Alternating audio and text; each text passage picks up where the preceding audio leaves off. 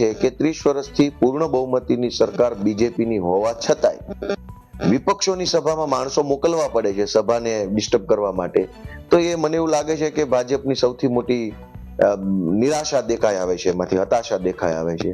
આમ તો ભાજપના લોકો વિસાવદરની ચૂંટણી પછી માનસિક રીતે તો ભાંગી ગયા છે, માનસિક રીતે તો એ હતાશ થઈ ગયા છે.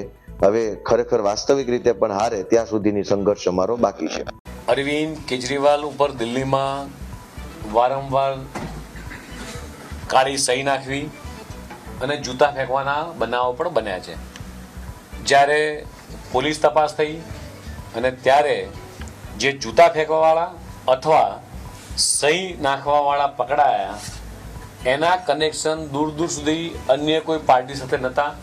એ કનેક્શન માત્ર ને માત્ર આપના કાર્યકર્તાઓ માટે ઉપર હતા. સસ્તી પ્રસિદ્ધિ મેળવવા માટે આ કેજરીવાલ એન્ડ કંપની એ સતત આ પ્રકારના ગુન્ય કૃત્યો એ ચલાવી રહી છે.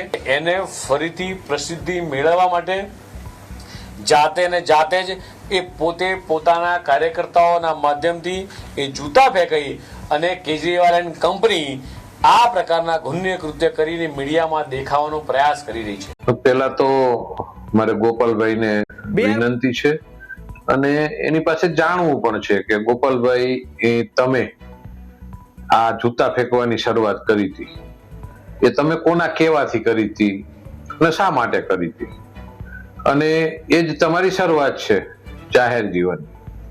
એટલે આપણે ઘરની અંદર પણ કેવા છે ને એક સમાજની પરિસ્થિતિ કે ઘરમાં જેવા સંસ્કારો હોય એવા બાળકોમાં આવે.